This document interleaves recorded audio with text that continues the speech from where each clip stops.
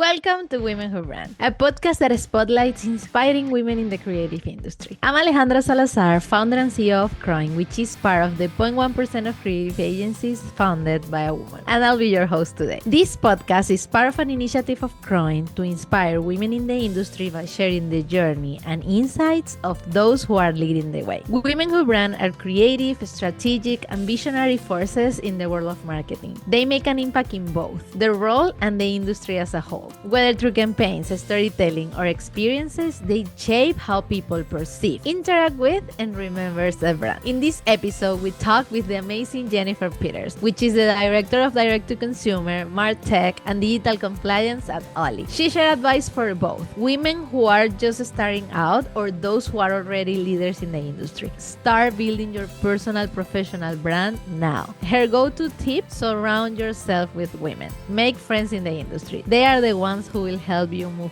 forward. Marketing-wise, we talk about live shopping, how the millennial women audience is getting older, and how the topics that used to be taboo are becoming mainstream thanks to them. And most importantly, we talk about how amazing it's been for her to build her presence, working on a brand she loves and genuinely uses, and surround herself by badass women. Proof that it is possible if you set your mind to it. Please join me in welcoming my new friend and our next Woman Who Brand, Jennifer Peters.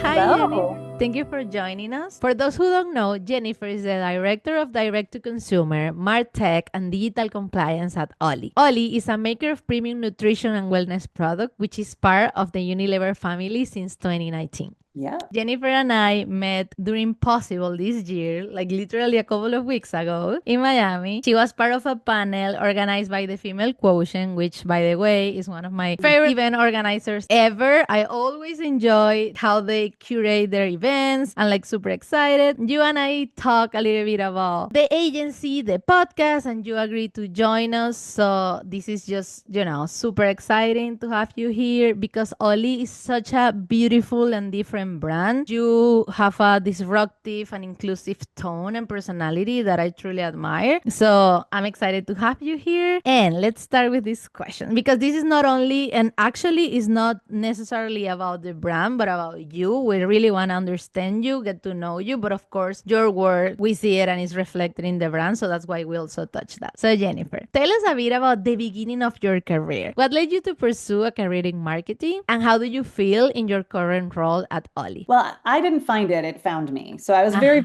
lucky. I'm 45. So when I was in college, digital marketing did not exist. It wasn't a thing. I could have never predicted e-commerce. I could have never predicted kind of the world that we live in now. So it was certainly not in my plan. I have a bachelor's degree in political science, and that's kind of the direction I thought I was going to go. I ended up working at Barnes & Noble, which is a wonderful company to work for. I was there for about 13 years, worked in the book business, really loved it. Very physical. It was kind of like around the beginning of barnesandnoble.com and kind of like amazon.com when they were really first emerging, and they were like selling books, just books, not necessarily the Amazon we know and love now. So it was very, very brick and mortar experience, and which is great. I think it's like a great foundation to have if you go into e-commerce. Like if you know the experience of having a customer walk into your store, you talk to them, you make recommendations, you put it in your hand, you ring them up in the register. Like it's all the same things we do in the digital space. So kind of having that like very tactile version of that in your head somewhere, I think is really helpful. I ended up taking a job at a large Christian church supply company that also sold a lot of books. And that was sort of my in, was because I knew how to sell books. Of course. And so I went and worked at a 200-year-old company, was mostly doing print advertising at the time, no digital. And I got to build that business up from the ground up. And so I got so lucky. Again, like this is kind of where it found me.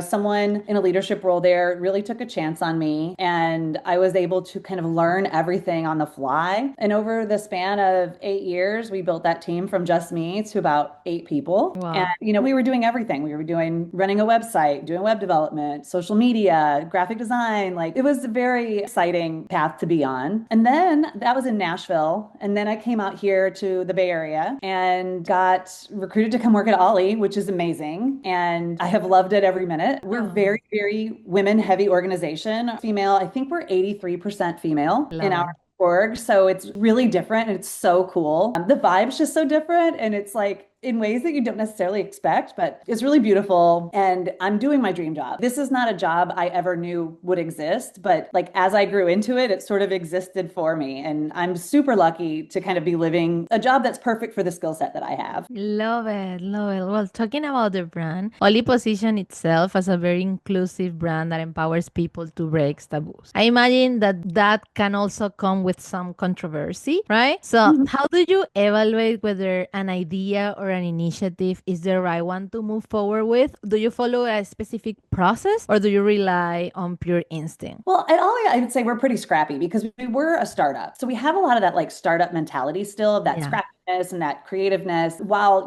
like also having the nice safety net of Unilever, which is great. So I think we Mm-hmm. still approach solving problems in a very scrappy way. And for me personally, it really just kind of depends on what it is. So there are so many things that I think and, I think to be true. And the easiest way to make sure that you can share that and people accept it is by gathering the data that proves that it's true. We're definitely a data-driven organization. And sometimes that data is not what you want it to be. It's not what you think it will be. It's not what you hoped it would be, but it's also real. And so to me, that's always like, if you want to change something in your organization and you really believe it would do something to elevate your business or your management stuff, whatever it might be, all you have to do is prove it with data. And then you can, like it justifies what you want to do or how you want to change things. So that's kind of always been my tactic because I do sort of sit in between the world of technology and marketing. And so like marketing, we feel a lot. And on the Exactly. tech side, we measure a lot. I'm going to be in a space where I can do both of those things. Love it. So, as a marketing leader, trend in marketing excites you the most right now, and how is Ollie leveraging that to stay ahead? My favorite trend right now is sort of this circular, like everything is old is new again. I'm obsessed with it. And part of it is print. I love print. I love the return of print. It's so smart now. I mean, you can build audiences in these incredible ways. It's not as like legally sliced and diced as like email or SMS or other kind of like very traditional attention tactics. And I mean, super focused around audiences you want to acquire, audiences you want to retain. So I love that. I love that print's back. Like that's Okay. probably one of the things I'm most excited about. But the other thing is like watching the sort of evolution of TikTok Shop has been fascinating too, because what we're seeing is the same thing that we saw in the 80s with like infomercials and home Yes, shopping. correct. It is the same It's the behavior. same. It's QVC. Yeah, Jose. Absolutely, just showing you a thing and selling it to you. And I kind of love that. Like, I just love that it's the same thing, it's just a different kind of channel. And, like we've been doing this a long time. And so it's 100%. kind of great to see these like influencers who are like 15 and they're like, we invented this great way to sell. I'm like, I don't think you invented it, but you're doing a great job. Love it. I Yes. think it's really cool. And I think those are two examples of it. But I do see, we're really kind of digging in around millennial women, which is our core audience. And that's really great. They respond really well to that sort of like live stream video selling, and the print. But we also have some other audiences that we're very interested in. Like everybody's interested in Gen Z. Mhm. So and they're very into the live streaming. And so that's really a great place for us to dig in and invest. And we also work on the other opposite end of the spectrum as well. Like we have a new menopause supplement. It's amazing. It's definitely an audience that we've not really focused on before, but an audience that is very excited to have us and we're very excited to have them. So yeah, I Love think in it. those ways, again, like they also really appreciate sort of the home shopping network presentation of product. So it's like humans don't change, just the way we do things change, and they don't even really change that much. 100%. I couldn't agree more. Actually, in the agency, we are working with a client that he is a celebrity in QVC, right? Mhm. And he approached us like, I want to be relevant for Gen Z, like the brand, but this is all I know. And I'm like, what you know is a lot. Like, it's It's already enough. universal. Yeah. So I couldn't agree more with you. And it's just so exciting. I'm super excited about that as well. I Very cool. actually wanted to ask you what's the hardest generation or target audience to reach for you right now and why?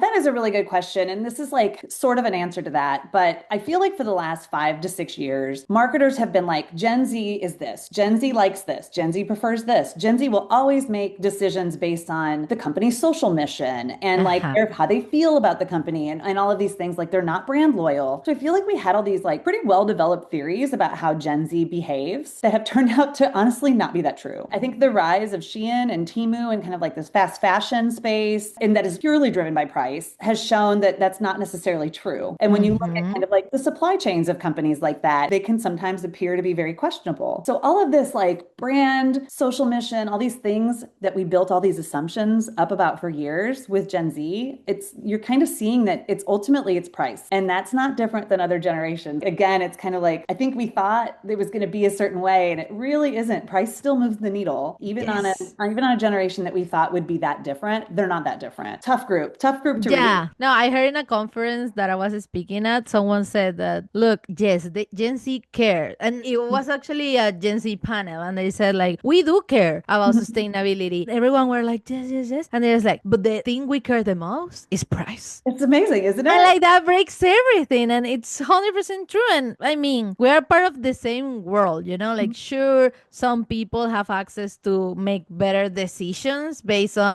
also the budget they have. But at the end of the day, you can love a brand, but you love other things from your life more sometimes. And you'd rather use that money for it, you know? Absolutely. Absolutely. Love that. So now I want to move a little bit into influencer marketing, ambassadors, and all that, which is also something that again exists forever, like since the beginning of marketing. But now it's like this topic that everyone is talking about, like creators, influencers, the ambassadors, the celebrities. So how do you strategically choose the right voices to represent the brand? And what role does influencer or celebrity marketing play in building trust and connection with your audience today? That is such a complicated question. It really is, because I think it's different for every brand. And of course, every brand has clearly a different budget that they're working with. To me, the best place to invest is sort of that mid-tier influencer. They're the ones who really will move the needle on revenue. And a lot of times they're just regular people. They're just normal women or whatever, people who have an audience. And there's a reason they have that audience. And that's because they built that trust over time already. So when people hear them say something is good, they're going to believe that it's good. There's definitely the higher end of that too, which is like, for me, almost like celebrity spokesperson is kind of what I feel. Like we get really lucky the year during COVID that Rebel Wilson was our celebrity spokesperson. And it was the year of her health. Like it was the year she got super healthy and,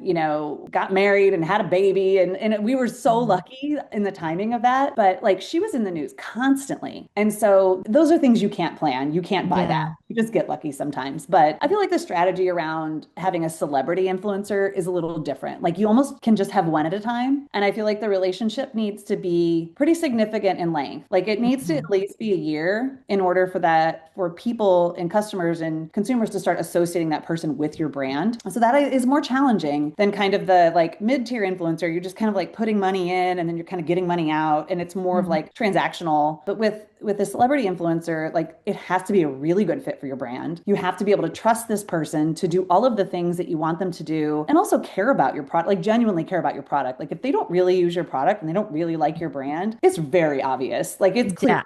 Quick. So yeah, it's really, that one's a little more of a gamble. Plus like the amount of like the dollar amount that you're working with there is wild too. Working with Ashley Graham right now and it's amazing. She's kind of off the campaign she did with Bobby last year. That was so incredible and really just amazing. So we're super psyched to be working with her. She's such a good fit for the brand. She's like a lovely person, loves our products and we love her and it's great. But you don't always win. Sometimes you have duds and you just have to kind of like cut your losses, learn your lessons and move on. Love it. Yeah, so that's been our strategy so far. It's tricky because like on TikTok Shop right now, I think there's a lot of creators that are nervous about creating because they don't want to necessarily invest in a platform that could be shut down. Nobody knows what's going to happen. So I feel like we've seen a little bit of a shift more towards Instagram right now while there's still so much uncertainty around TikTok. But hopefully that'll come back and really kind of see that medium like really blossom again, like the way it was about a year ago. Love it. This question wasn't planned, but we have been talking about it. So the live shopping. Do you think as a brand, it only needs to be tied to a platform like TikTok or Amazon, which now you can also do live there? Or do you think some brands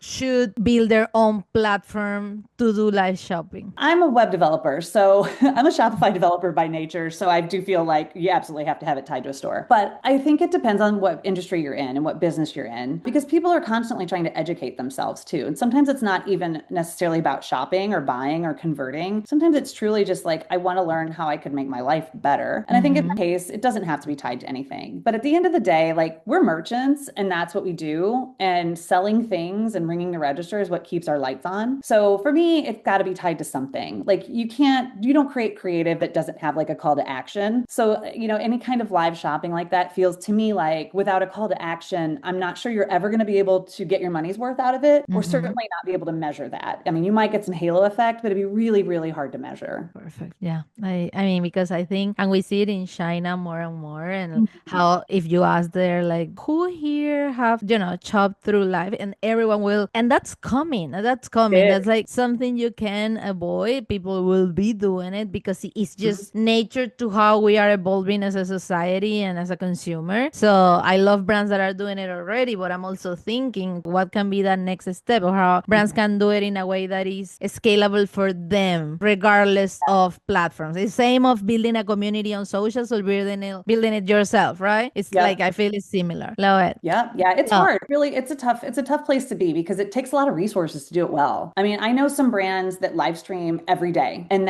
those are the brands where TikTok shops their number one channel because they have really invested in that platform. We probably aren't going to do that. So, but I also think it lends itself better to things like fashion and things like beauty, where like, yes, you want to see somebody put it on, or you want to see what those clothes look like on a human being. Whereas with a supplement, it's not like you can do it and then see a result immediately. It's really more of like kind of talking about how it makes you feel. Awareness. Yes. It's just a lot harder. It's a lot harder to portray that, I think, in like a live stream environment. Yeah, but if you think, for example, QVC, right? Candles. Number one top product seller, and you can't even smell it. Like, crazy, isn't it? Wild. So I think it's just the way of how you talk about the product and the storytelling behind. And I think that goes across platforms and across generations as well. Yeah. Absolutely. Awesome. So as a leader, how has building your public presence, because I saw you speaking at Female Quotient, so I, assume that you are building that through speaking, visibility, thought leadership, how that is shaping or shaped your professional brand, and what does it mean to you to represent OLLY in these spaces? Because the reason I'm asking is because I know so many talented women out there working for companies or in agencies that never go to actually build their brand. Yeah. And that's what I'm really into this podcast, because to me, this is gold. Like, Female Quotient panels, to me, it's like, dude, I'm listening. These women talking about the brands and how they are building the things they are building, and you don't get that off. So this is a way to give that access. So my question in the podcast, the audience are not only women entering the industry, but also a majority is like other CMOs or CEOs, or so this audience podcast are directors. Sometimes they are like, should I do it? So I want to hear more about that part of your career. Yeah, I think that's really interesting. What you just said really struck me because in my organization, there are not a lot of people that like to do it. They don't enjoy it. And I've worked other places where nobody does it. And sometimes you do feel like, am I the right person for this? Like, this should be my boss that's doing this. But maybe your boss doesn't want to do that, or isn't comfortable, or isn't as concerned about having a personal brand or whatever. I think to me, if there's one piece of advice I could give for anyone starting out in this business, is to go out there, go to every conference and make as many friends as you can, because it's all going to be the same people 20 years from now, all in just different jobs. So the more people you know, the better off you are, the more connected you are, the more insulated you'll be if like you do get laid off or something happens to your role. But the network of women that I have built over the last few years is priceless to me. I mean, these women are incredible. And I've met all of them in the world of conferences. And that's, it's not for everybody. But if you feel like even a little bit that sounds interesting to you, like you should absolutely do it. And you should start early. You don't need to wait until you're a director or a VP to get out there and build relationships with people. Like, I hate the word networking. It's weird. Like, to me, it's really just like making friends. Like, just go out and make some friends. And that will come back to you tenfold. It really will. Even if you're not, if you don't think I'm a speaker or, like, I make terrible PowerPoints. Like, that's my weakness. I make the worst PowerPoints. So I hate being a keynote speaker because I hate making PowerPoints. I am a panel person. I love panels. I'm all about the panel. No slides. It's perfect. So you kind of need to know too, like, what are you comfortable doing? And what are you good at doing. Like, don't make yourself do something that you know, like, I'm always going to be terrible at PowerPoint. So I'm not going to try to make one anyway and just be like, ugh, make PowerPoint's like an accountant. Like, it's not pretty. So it's like knowing your strengths and weaknesses, but also like being brave and like really putting yourself out there. And not everything's going to be a winner. Like, you're going to do some that are duds and you're going to be like, man, that was terrible, but some valuable lessons. I definitely have some where I'm like, that was not my best work, but you can't let it discourage you. And, if you're shy, if you're introverted, pushing yourself to kind of do things that are outside of your comfort level will always take you further and it will never set you back. So I think it's just like, take the little chances, meet as many people as you can, build every connection you can and maintain those. And you're going to stay connected your whole career. Love it. Love it. I couldn't agree more. To me, it's literally the same because I have my agency. This is our 10th year, but still, as I said at the beginning, it's part of the point one of creative agencies founded by a woman, which makes it, to me, it's an opportunity, but I know you need to work and prove and show and find companies like yours, for example, are rare, precious companies that are actually, and we connect. And I know, it's like, it's easy for us to think ideas for a company like yours in a way of it's easy to connect and show the ideas, but it's not as easy all the time, right? Because it's not the normal and we are used to what it looks like at an agency. So, and normally agencies doesn't look like us. So to me, building my personal brand and my professional brand, going to events, now having this podcast has really changed how people perceive my company and how I perceive my value on myself. Because it's like you are there surrounded by other marketers that you end up knowing and you discover that, oh, we have a lot of things in common. We all have similar goals. It also helps you to feel better because sometimes in your own organization, you might feel like, okay, this is the journey. I'm here. This person is here. But there you will know a lot of people that is next in your next level, so to say, or people that Your is in cohort. another level. Yes, exactly. Correct. And I love what you said about like the 20 years, like it will be the same, but in another job. It's like 100%. Same people. That's true. To me, honestly, my first event was Social Media Week 3 years ago, and next Tuesday I'll be speaker there. Yay, but that was my first one. Yes, thank you. And the first one, I remember going to the restroom and like call my sister, like, dude, I can't. This is too much. I can't. I feel like anxiety. I can't. It's too much. We pay a lot of money to be here, and I don't talk with anyone. I just wanna cry. And she's like, chill. Just go there. Be yourself. It's okay. Whatever happens. So I left the restroom with that like shot of energy and started talking, and that really built a lot of our journey since.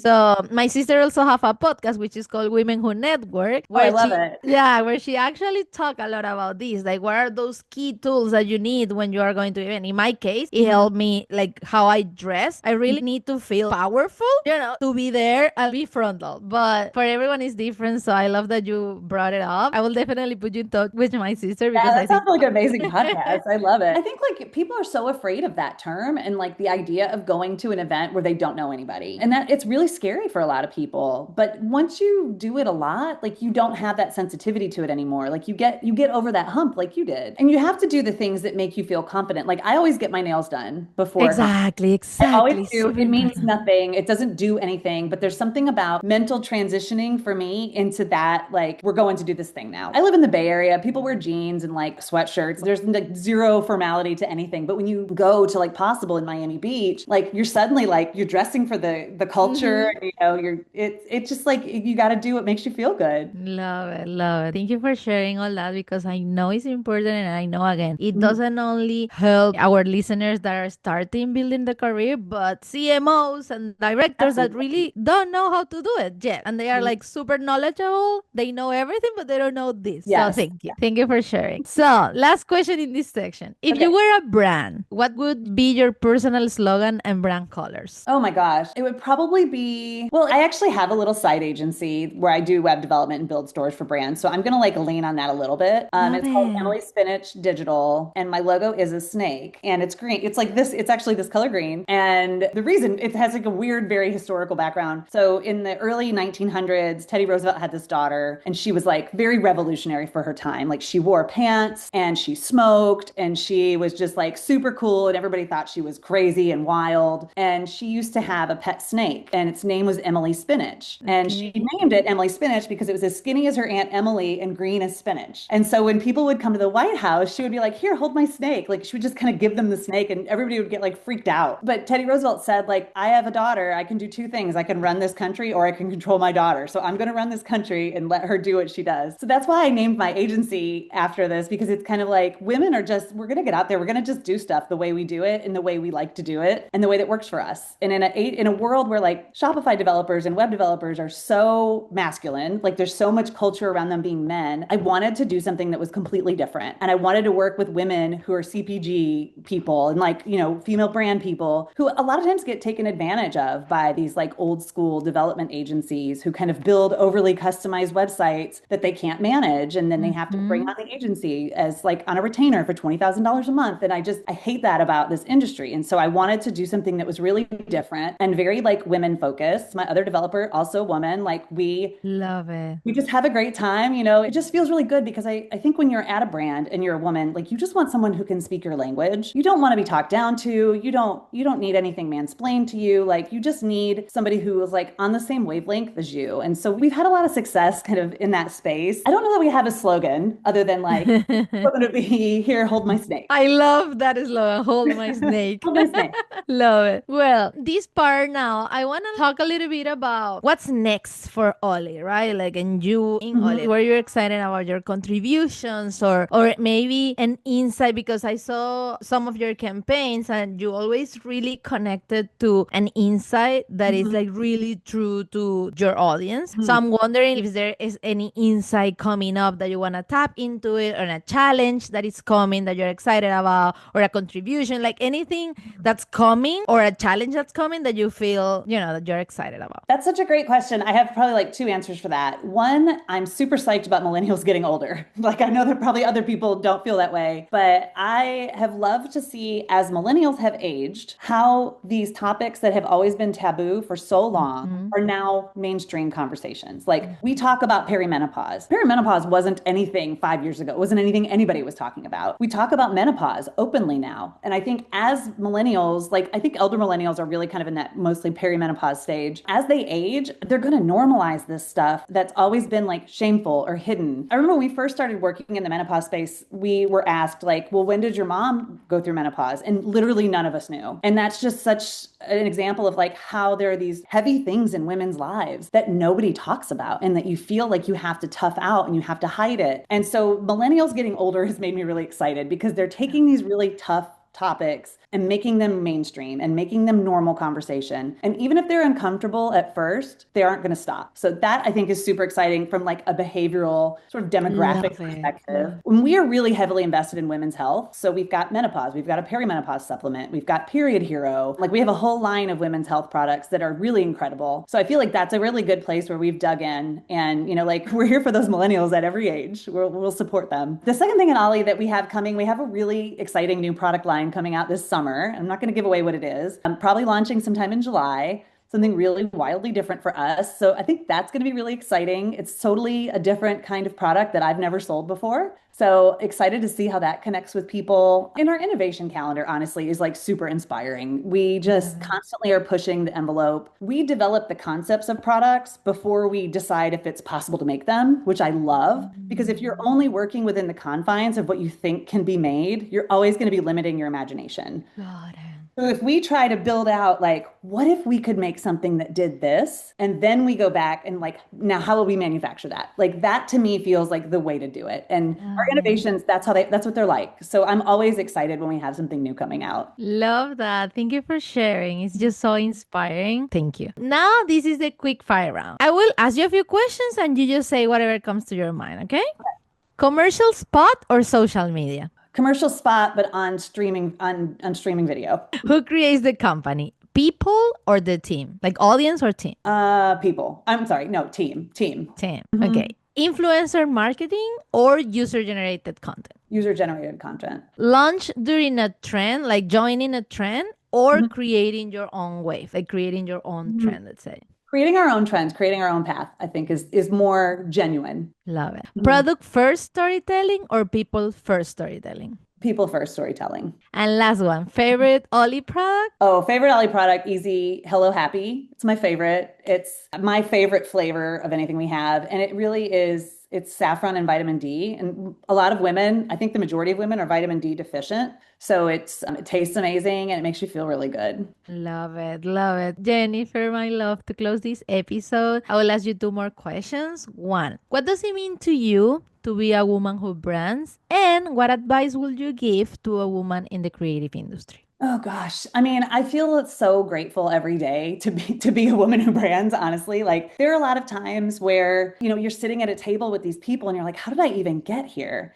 So, first of all, like I think it's an amazing thing to just have some gratitude for where you are and appreciate the work that you've put in and how you've gotten yourself there, appreciating all the people who have helped you along the way, who've given you a chance. But I mean, the last couple of years for me have really truly been, there have been so many times where I'm like, I can't believe I'm here. Like last year I went to Cannes for the first time and I was like, I can't believe this is real. I can't believe I'm here. So Same. just taking that moment to feel grateful and appreciative and like pat yourself on the back because you got yourself there. Like you did that. And there are always people that help you along the way. You can have incredible mentors, but at the end of the day, it comes down to what you do. So be proud of yourself. I think you don't even need other people to be proud of you. Just be proud of yourself, the work you've done, and how you've earned your seat at the table. That would be my first thing. What was the second part of the question? What does it mean to you to be a woman who brand? And what advice would you give to a woman in the creative industry? I'm going to fall back on make as many friends as you can in this industry. Like to me, Yeah. that is number one, invest in other women, invest your time in building relationships with other women because women will support each other no matter what.